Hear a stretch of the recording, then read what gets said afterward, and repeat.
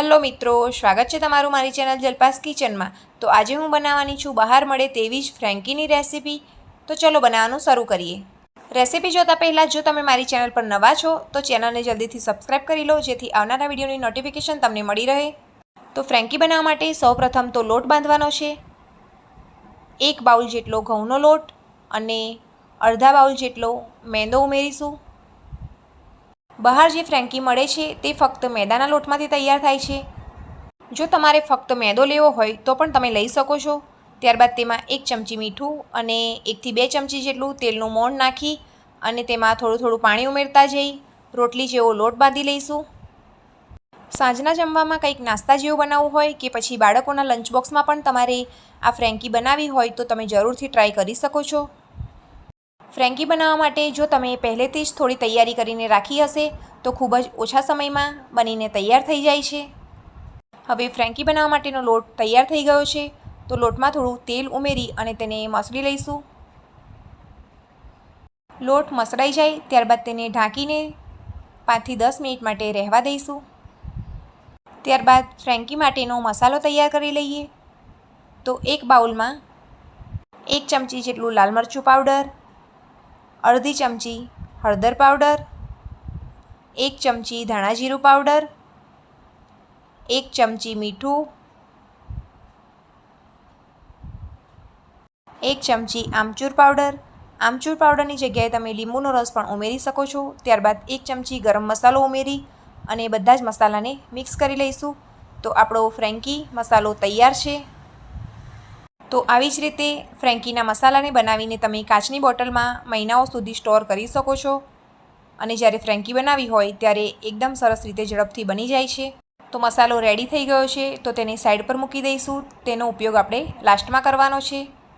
ત્યારબાદ એક બાઉલમાં 3 થી 4 નંગ જેટલા બાફેલા બટાકા લેવાના છે। હવે બાફેલા બટાકામાં 2 નંગ જેટલા લીલા મરચાં ઝીણા સમારીને ઉમેરવાના છે। હવે તેમાં અડધી ચમચી હળદર પાવડર, અડધી ચમચી લાલ મરચું પાવડર, 1 ચમચી ધાણા જીરું પાવડર, 1 ચમચી આમચૂર પાવડર અને સાથે 1 થી 2 ચમચી જેટલા લીલા ધાણા સમારેલા ઉમેરવાના છે। હવે તેમાં સ્વાદ અનુસાર મીઠું ઉમેરી અને હાથેથી બટાકાને મસળી અને બધા જ મસાલા સાથે મિક્સ કરી લેવાનો છે।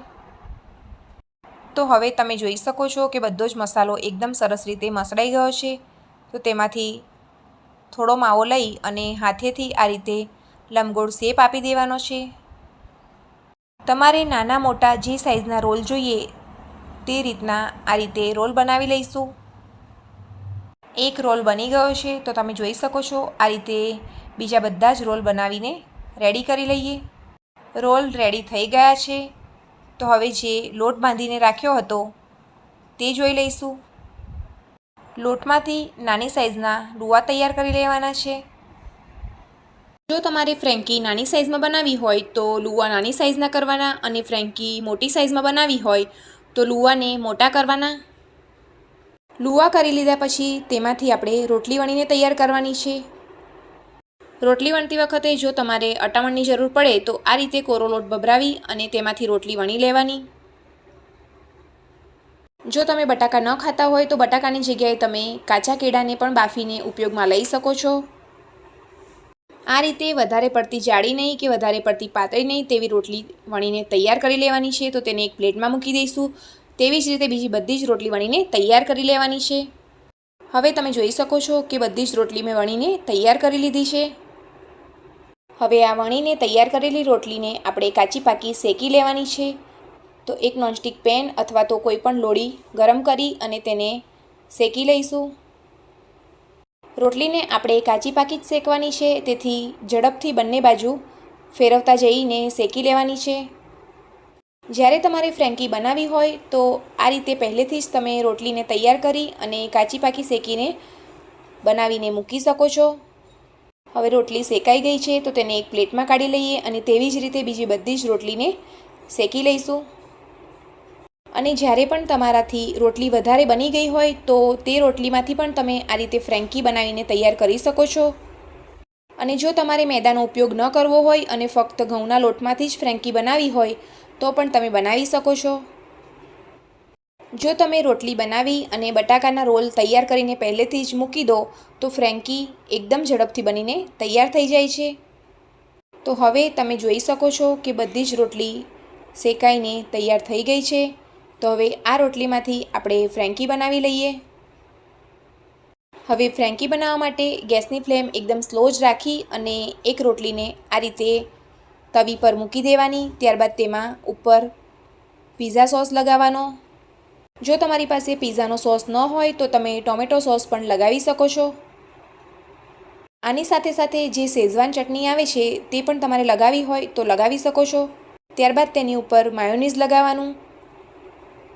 તો આ રીતે ચમચીની મદદથી માયોનીઝને આખી રોટલી પર એકદમ સરસ રીતે લગાવી દઈશું.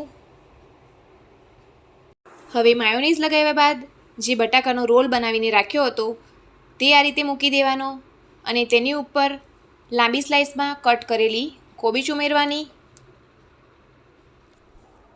આ સિવાય તમે તમારા મનપસંદ વેજીટેબલ ઉમેરી શકો છો. ત્યારબાદ તેમાં ડુંગળીની સ્લાઇસ ઉમેરવાની છે. ડુંગળીને પણ એકદમ પતલી જ કટ કરવાની. ત્યારબાદ તેમાં કેપ્સિકમ ઉમેરવાના છે તો કેપ્સિકમને પણ આ રીતે પતલી સ્લાઇસ કરવાની. હવે આપણે જે ફ્રેન્કી મસાલો બનાવીને રાખ્યો હતો તે બધા જ વેજીટેબલ પર આ રીતે ભભરાવી દેવાનો. મસાલો ભભરાયા બાદ તેની ઉપર ચીઝ છીણી દઈશું. ચીઝની સાથે સાથે જો તમારે એક્સ્ટ્રા પનીરને પણ આ રીતે છીણવું હોય તો તમે તેને પણ ઉમેરી શકો છો. હવે બધી જ વસ્તુ આ રીતે રોટલી પર ઉમેર્યા બાદ રોટલીને આ રીતે વાળી અને દબાવી અને રોલ બનાવી લઈશું. તો હવે તમે જોઈ શકો છો કે ફ્રેન્કી આપણી રેડી થઈ ગઈ છે. તો આ ફ્રેન્કીને ઘી કાં તો બટર લગાવી અને બંને તરફથી ગોલ્ડન બ્રાઉન કલરની થાય ત્યાં સુધી ક્રિસ્પી શેકી લેવાની છે. બટર કે ઘી સિવાય તમે તેલનો પણ ઉપયોગ કરી શકો છો. હવે તેને પલટાવી અને બંને તરફથી ક્રિસ્પી શેકી લેવાની છે. તો આ રીતે બીજી ફ્રેન્કી પણ રેડી કરી લઈએ. બીજી ફ્રેન્કી પણ રોલ કરીને તૈયાર કરી લીધી છે. તો તેને પણ બંને સાઈડ ઘી લગાવી અને શેકી લઈશું. તો છે ને બહાર જેવી જ ક્રિસ્પી ફ્રેન્કી ઘરે જ બનાવવાની એકદમ સરળ રીત. તો તમે પણ તમારા ઘરે જરૂરથી ટ્રાય કરજો અને મને કોમેન્ટમાં જણાવજો કે આજની ફ્રેન્કીની રેસીપી તમને કેવી લાગી. હવે ફ્રેન્કીને કટ કરીને સર્વ કરી લઈએ. જો તમને મારી આજની આ રેસીપીનો વિડીયો પસંદ આવ્યો હોય તો મારા વિડીયોને લાઇક કરો, ચેનલને સબસ્ક્રાઈબ કરો અને વિડીયોને બને તેટલું ફેમિલી અને ફ્રેન્ડ્સના ગ્રુપમાં શેર કરો. તો ફરી મળીશું આવી જ એક અલગ રેસીપીના વિડીયો સાથે.